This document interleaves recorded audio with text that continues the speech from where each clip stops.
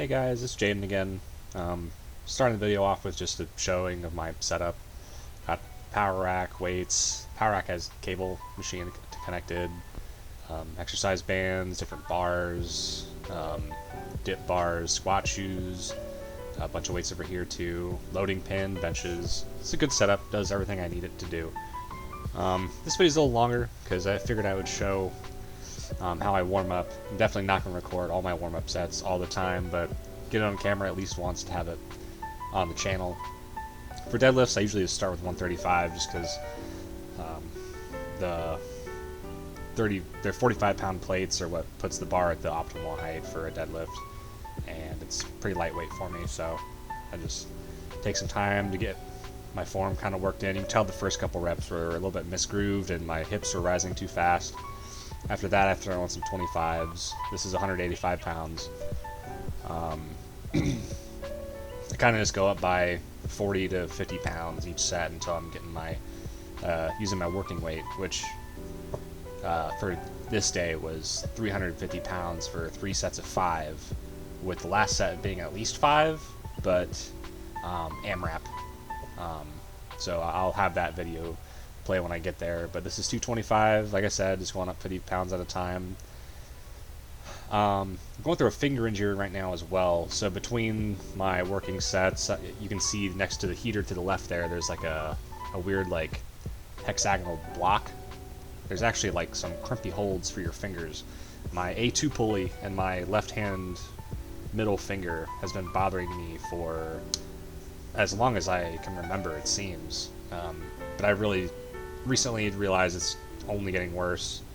So in the last month and a half, 2 months, I've been focusing on rehab by doing some working sets with holding a crimp position with that and going up in weight slowly when it's only like a 0 or a 1 out of 10 pain wise, and I can tell it's getting better way quicker than it was with me just doing nothing. Those finger injuries are weird because you can go 6 months without climbing, your finger hasn't hurt in 4 months, and then as soon as you start climbing again, the injury's right back. But yeah, we're back to the point where I'm doing working sets here. This is 350 pounds, like I said. It's not heavy. It feels heavy in the moment, but for this third set, you'll see that it's actually not that heavy relative to the maximum I could do. And I have a heater in this room because my downstairs just does not heat up as well as my upstairs does. It's a stark contrast. It's freezing. After this set, we got my as many reps as possible set with this weight for deadlift, and I think I'll just stop talking now, and then when that clip plays, I'll just let it go.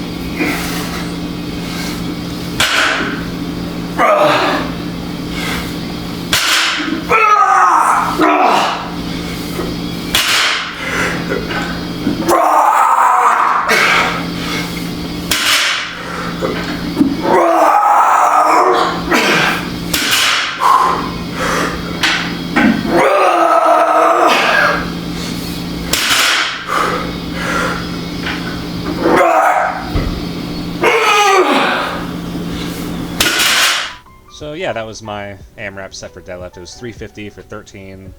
That blew my expectations for that day out of the water, to be honest. You'll see for this bench press, I also do an AMRAP at the end. It's not as great as I was hoping, but it is what it is. This is the top sets are going to be 205 for 3 sets of 5, with, like I said, the last set being AMRAP. To be honest, on these voiceovers, I don't practice. I do most of them in one take unless I do something weird like cough or something.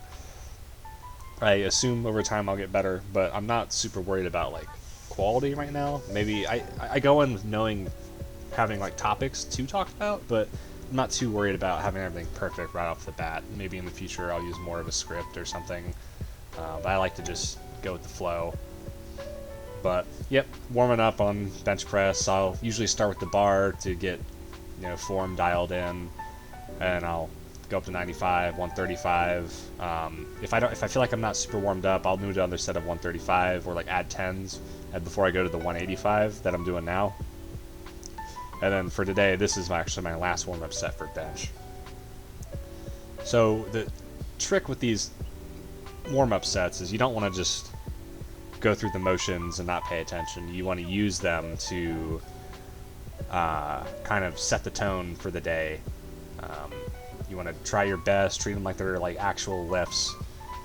Not only does that help you not get injured by losing your focus on what you think is a light weight, but if you're pushing as hard as you can and as fast as you can on a weight that's lighter, I think your body will be a little bit more in tune during your actual working sets to do better. And about the injury stuff, it's like I very rarely get injured on my working sets. It's always sets that I'm not paying attention to or taking seriously because it's lightweight. I mean, I know strong dudes who have pulled a back muscle lifting a 25-pound plate off the ground because they're not taking it serious. So, but this is a 205 for, I believe, 7 reps. While I was recording this, I thought the camera battery died in the middle of the set, but it actually cut off right at the end of the set, which made editing just a little bit easier. Trying more of an artistic shot here for fun, but yep, this is my transition into not the same workout, it's a different day, but I'm doing squats, and I'm going to show my warm-up sets for these today as well. And then after squats I do overhead press. After I show all the compound movements that I have done, there will be some other sorts of movements that I'll just kind of showcasing other like smaller stuff I do, like accessory movements and some stuff that's not really necessary to train but it's just for fun, such as like the rolling thunder grip implement, where it just tries to roll out of your hand and it's like a huge handle. I think that's fun. I've been working on that. But yeah, in squats I just like the other ones, I'll start with the bar, go up to 135 and then 185, 225, and then do my working sets from there. Also, note to self, maybe wear a shirt that doesn't show my ass crack when I go down when I'm recording. But hopefully as I lose the weight, the shirts that I have now will fit me properly again. That's one of the things that make me feel kind of bad, because I have all these nice shirts that I like to wear and they make me feel good, and then they don't feel so good when my tummy or my back's. But here's 225. This is usually when it's manageable, but it starts to feel a little bit heavier, and during these sets is kind of how I'll know if I'm going to be strong that day or not. But this was a decent squat workout. It definitely felt heavier than I would have thought, but the working weight for this day was 270. And like I said, just 3 sets of 5, just like usual. I usually do an AMRAP, but 5 was my maximum, I think. Maybe if I wanted to be risky, I could have did one more, but as you can tell from the setup, I don't have safety bars. I haven't failed a squat since I first started lifting. I only did it once. I usually have a good gauge on whether I can do it or not, but I don't want to risk it when I don't have safety bars or something. There are safety bars on this rack, but this was a cheap rack. I got it off Facebook Marketplace, and the one thing about it is that it's actually missing the turnkey to raise and lower them and lock them in place, so I can't actually use those. They still will help a little bit on bench press if I fail that, but usually I just end up doing a roll of shame. I've never had an issue with the roll of shame, but I also don't think I've ever done a bench press heavy enough to truly pin me under a roll of shame. So yeah, these bars do come in handy for that a little bit. Yeah, you can see that these squat reps are kind of heavy. This isn't the best I've ever been at squats. I slacked off for a long time and got a little weaker. My best ever set of squats was 300 for 7. But, you know, that'll come back quick. I'm not too worried about it. And I'm also doing high bar squats, by the way. This isn't low bar. If I was doing low bar, I might be able to throw 10 more pounds on the bar and feel good. I think low bar also fits my body a lot better. But I think the high bar does more good for what I'm using it for. Then transitioning to overhead press. With this, I always make sure to squeeze my glutes, raise the bar in a straight line, not out in front of me, and push my head through. And for this, I'll usually start with the bar. I might add 10-pound plates on each side, then go up to 25s on each side, and then one more set after that before doing my... But I think my working weight for this day was 125 pounds, 3 sets of 5. I tried to do an AMRAP for the 3rd set. I actually discovered the beauty of these AMRAP sets from a program called Average to Savage, and it was written by Greg Nuckols. It was I got it for free. He did a promotion, and it did really well. It's like a 21-week program that is the program I used to build the strength to where I was the strongest ever. It gave me a 475 deadlift, a 360-pound squat, and a 275 bench. I've always been prone to being a better deadlifter than with squatting and benching, but my bench was plateaued for as long as I could remember. I mean, I was plateaued at like 225 for like years, no matter what I was doing. But that program added 50 pounds to my bench, and then my squat, I mean, that was going up on other programs, but I do think it did pretty well for my squat as well.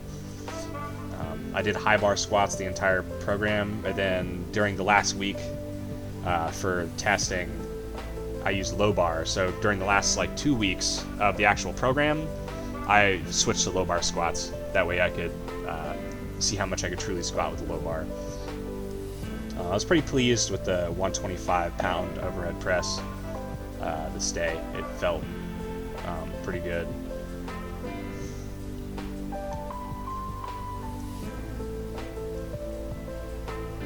And man, just look at that shirt right up.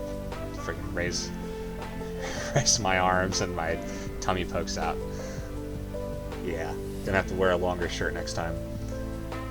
But this next clip, this is me doing deficit push-ups. So the way I do that is I just set my dip bars up, which happen to be the exact height of my table.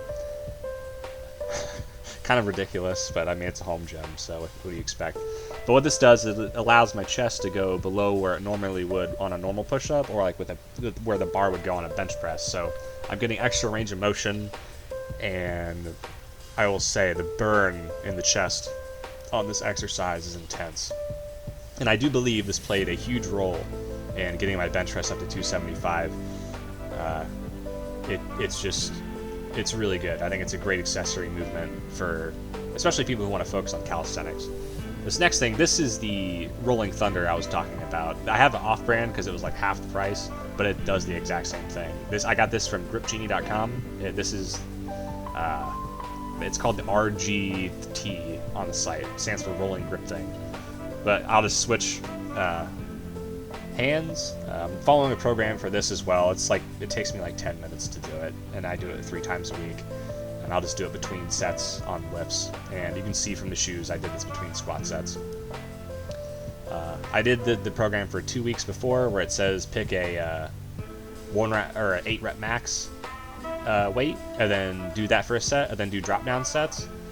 But I've kind of switched to doing, I didn't find the exact weight, and then I already started, so I'm doing extra volume just to, because it's a sub-maximal weight, so the extra volume adds up.